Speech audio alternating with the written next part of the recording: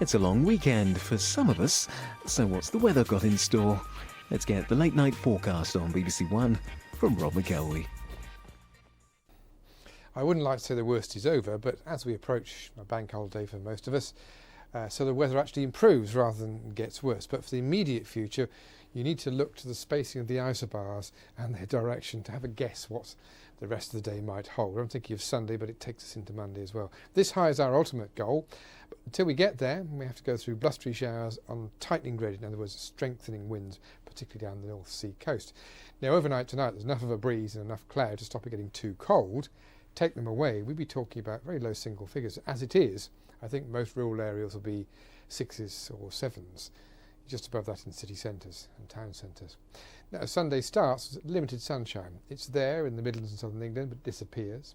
It reappears in Scotland, Northern England, and then Northern Ireland. And the reason it reappears is because all the clouds going south. The bulk of the cloud is with a cold front, if you like. And behind it, as the sun briefly appears, then the showers pack in, the winds are strengthening. That is 28 miles an hour. That's a near gale force wind. It's going to be gale over the North Sea. So a windy end, in fact, a whole windy day. And Scotland's showers, though fewer, are accompanied by those strong winds. In Northern Ireland, it looks drier. Pressure is higher here, but the winds are still reasonably noticeable. For Wales, the sun is just coming into the north. Further south, the showers are still going to be falling at 3 o'clock in the afternoon, and they're starting to appear now further south in Cornwall, where the wind has been a noticeable feature all day. If you run along the south coast, the vestiges of afternoon sunshine are disappearing as the cloud thickens and the showers follow. But, as I said, the wind is really the story, and the wind will be gale force in the north, so even severe gale for a time, with gusts of 40 to 50 from Yorkshire through Lincolnshire to Norfolk and Suffolk. That lot is slowly moving eastwards, but it's quite slow. Mind you, the wind's dropped enough to see low temperatures in Scotland. Could be a touch of frost there. Though the whole week coming, by day, is warmer and more settled. Really, because this high is settled over us. During Monday, it works its way in. Those isobars eventually will disappear, and there's no real wind. But of course, there's not necessarily much cloud either as well. The result of that is you can get some warm sunshine by day, though some cloud is likely to creep in, but temperatures respond.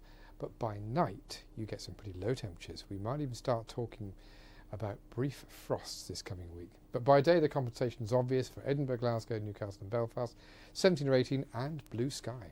If you come down into England, even bits of Wales, same is true. Slightly higher temperatures, 19 rising to 20, largely blue skies. Further south again, and we should see the magic 21 appear. There's some import of warmer weather from further south. Hasn't made a huge difference, but it's trying. And we've only got to Wednesday. Possibly by Thursday or Friday, we do tip the 21 balance. That's 70 Fahrenheit. If not, well, we're not really going to complain, are we? Early September, and the sun is out. We arrive, right? First thing we do, hit the bar. That's when me wallet went. Well, then it kicks off and things get out of hand. And me, I end up getting banged up. Fair enough, the girl from the embassy, she's quite helpful. Turns up with a list of local lawyers. What about bail? I says. We don't pay the fines. Or bail you out, she says. Hang on, me, I've got a British passport. Don't make no difference, she says. And as it happens, I haven't got a passport. It went with me wallet and me holiday money. Well, what about sub to see me through, I says? No can do, she says. We can help you get money sent over from home. And sort you out a new passport. But it takes time, and it'll cost you. It's exactly the same as at home, she says. But sunnier. Then, to top it all, me mate comes off his scooter. Uninsured, of course. Cost his mum and dad an arm and a leg to get him back. If you get into trouble on holiday, they'll give you a hand. And it's €50. Not a handout. 3.